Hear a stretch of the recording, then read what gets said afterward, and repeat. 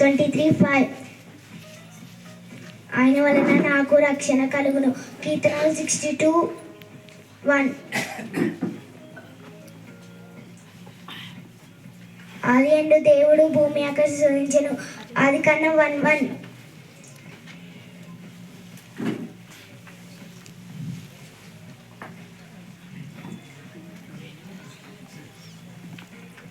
ఆయన వలన నాకు రక్షణ కలుగును. కీర్తన 128:62:1 నిశ్చయముగా నీ చేతిలో కష్టార్జితం అనుభవించు, నీవు ధన్యుడవు, నీకు మేలు కలుగును. కీర్తన 128:2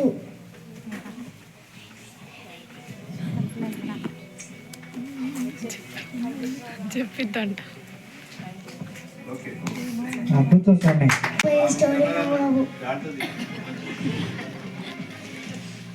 దేవుడు నోవాహుని ఓడగట్టమంటాడు.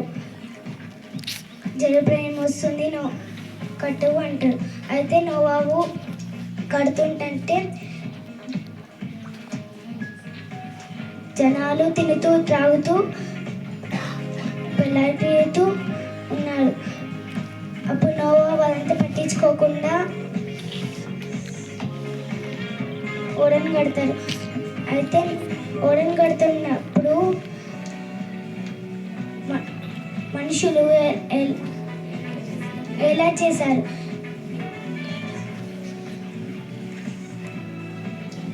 ఇంకేం తెలీదు, వర్షం ఏం రావట్లేదు, జలప్రళయం ఏం రావట్లేదు, ఓడగడుతూనే అన్నాడు. అయితే అప్పుడే జలప్రళయం వస్తుంది. 40 రోజులు వర్షము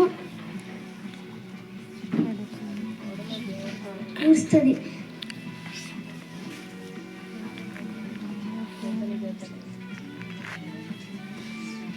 దేవుడు అప్పుడే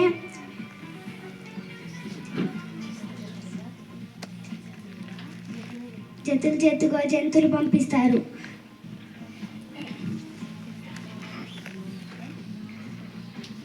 నోవాహు కుటుంబం మొత్తం ఓడలోకి ప్రవేశిస్తారు.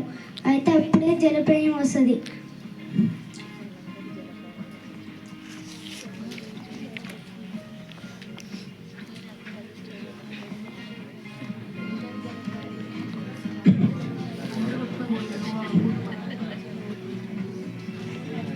జలప్రళయంలో అందరూ కొట్టుకొని పోతారు. అప్పుడే నోవాహు ఒక కాకిని పంపిస్తారు.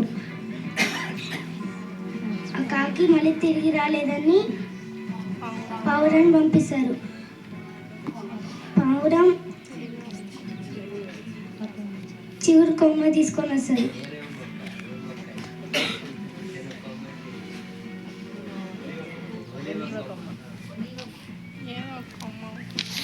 ఇంకా ఉందా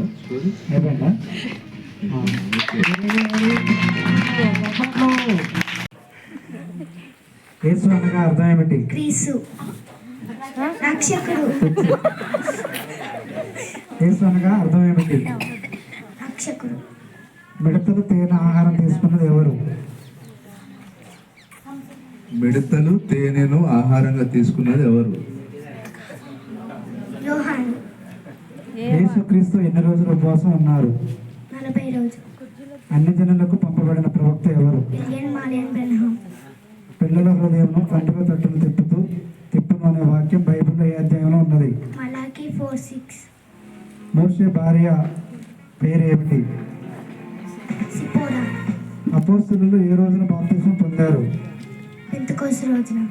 యేసుక్రీస్తుతో పాటు నీటి మీద నడిచిన శిష్యుడు ఎవరు? పేతురు. నక్కలతో ఫిలిస్తీన్ల గోధుమ చేలను నాశనం చేసింది ఎవరు? సంసోను. సీనాయి పర్వతం మీద మోషే దేవుని నుండి ఏమి పొందుకున్నాడు? 10 ఆజ్ఞలు. Okay, very good.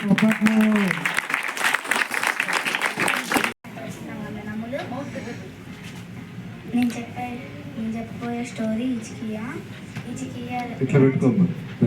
రాజైన హిజ్కియా తన మందిరంలో బలహీన రోగంతో బాధపడుతున్నాడు.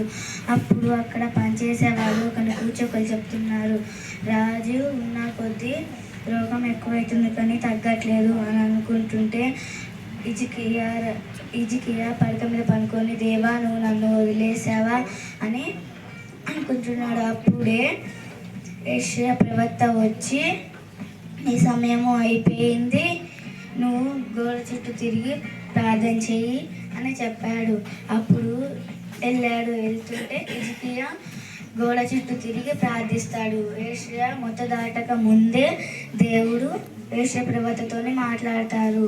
ఇలా చెప్పమని, నేను ఆయన కన్నీటి ప్రార్థన ఆలకించాను అని చెప్తామంటే వెళ్ళాడు. వెళ్ళి యెషయా ప్రవక్త రావటం చూసి హిజ్కియా ఏమి చెప్తాడో అని చూస్తున్నాడు. అప్పుడు యెషయా ప్రవక్త, దేవుడు నీ కన్నీటి ప్రార్థన చూశాడు, 5 సంవత్సరాలు వయసును ఇచ్చాడు అని చెప్పారు. అప్పుడు మనం బయటికి వెళ్దాం రాని తీసుకొని వెళ్తే అప్పుడు యెషయా ప్రవక్త ఇలా చెప్పాడు, గడియారం వెనక్కి వెళ్ళాలా ముందుకు వెళ్ళాలా అని అంటే వెనక్కి వెళ్ళాలి అని అంటే యెషయా ప్రవక్త వెనక్కి వెళ్ళాలంటే వెనక్కి వెళ్ళింది ఆ ముళ్ళు. అయితే అప్పుడు దేవుడు నిజమైన అని చర్చికి వెళ్ళి అందరికీ ఆయన సాక్ష్యాన్ని పంచుకుంటారు. కీర్తనలు రాయటం మొదలు పెడతారు. ఆయన కీర్తనలు రాసి అందరికీ ఇస్తాడు. అప్పటికాంచి సంఘం అంతా కలిసి ఉంటుంది. అయిపోయింది. Very good. యోహాను 10:27 ఏ తెగులు నీ గుడారంలోకి సమీపించరాదు. కీర్తనలు. నెక్స్ట్ స్కిట్కి రెడీగా ఉండాలి పిల్లలు. స్కిట్ వేసేవాళ్ళు త్వరగా రావాలి. 91:10 ఆయన వలన నాకు రక్షణ కలుగును. కీర్తనలు 73.